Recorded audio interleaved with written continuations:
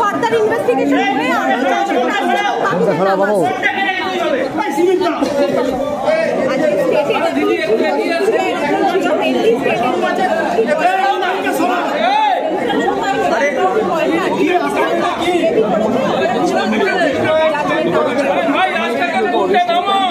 কেন আপিলটা করা হচ্ছে না কেন, মানে এই যেমন আমরা অ্যাপিল করবে কিনা সেই বিষয়ে এখনো ডিসিশন নেওয়া হয় না। আমরা ডেফিনেটলি কিছু অবজারভেশন ট্রায়াল কোর্টের আছে যেগুলো ডেট্রিমেন্টাল, সেগুলো চ্যালেঞ্জ করবো, প্রসিডিউরে চ্যালেঞ্জ করবো, অ্যাপিল করবো না। এই পেন্ডিং অ্যাপিল যেখানে হবে সেখানে আমরা সাবমিশন করবো, সেই ব্যাপারে এখন ডিসিশন। তো আপনারা সর্বোচ্চ সাজা চাইলেন না কেন, যেহেতু সঞ্জয়?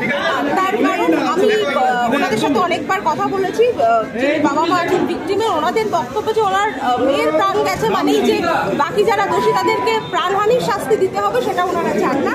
ওনারা চান সর্বোচ্চ শাস্তি যেটা কোর্ট মনে করেছে দিয়েছে সেই শাস্তি যাতে কায়েম থাকে, এবং বাকি যারা আছে অ্যাকিউজ যাদের চার্জশিট এখনো জমা পড়েনি সেটা যেন খুব তাড়াতাড়ি পড়ে এবং ট্রায়াল শুরু হয়।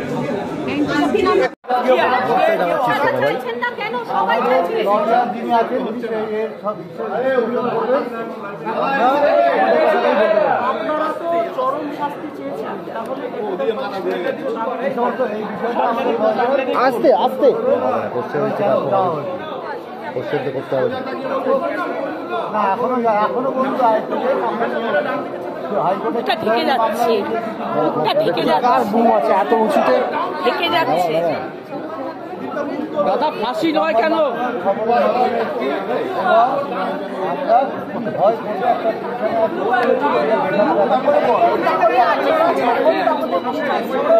আজকেই তো বলেছে।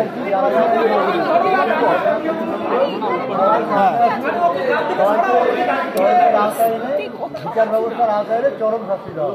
ফাঁসি চাইছেন না কেন? কেন আপিল করলেন না? এখন এই ফাঁসি চাইছি কি চাইছি না সেটা আমাদের যে উকিল আছে উনি বিশ্লেষণ করেন।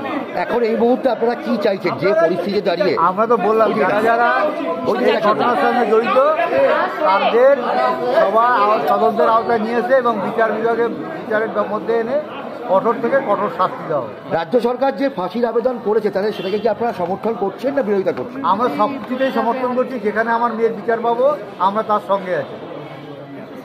রাজ্য সরকার তো সঙ্গে সঙ্গে ফাঁসির আবেদন করেছেন, তাহলে তো সেটাকে মানে কি মানে সুসিদ্ধান্ত বলছেন?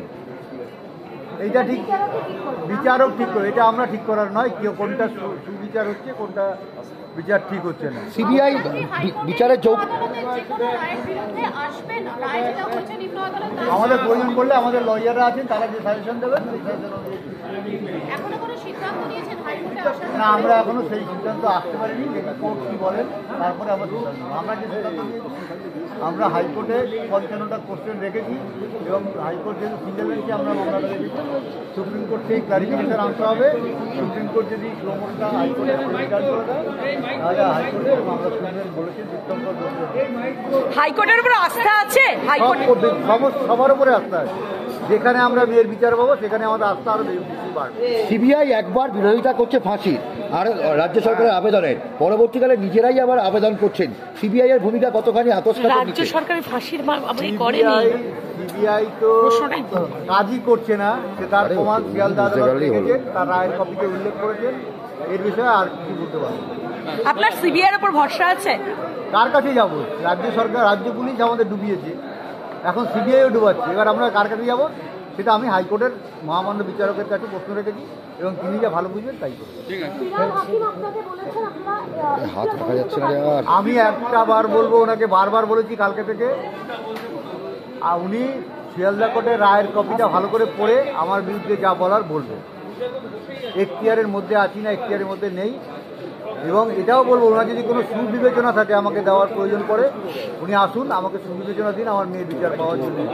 উনি আমার মেয়ের মৃত্যুর জন্য খুবই দুঃখিত, সেই জন্য আমি ওনার কাছে কৃতজ্ঞ। এবং উনি যদি কোনো আমার মেয়ের বিচার পাওয়ার জন্য কোনো পরামর্শ দেন অবশ্যই আমি সেটা করব। সেটা শিয়ালদা আদালতের রায়ের যে কপি আছে সেটা পড়লে আপনিও ভালো করে বুঝতে পারবেন কেন আমি মুখ্যমন্ত্রী পদত্যাগের দাবি। ঠিক আছে, ঠিক আছে।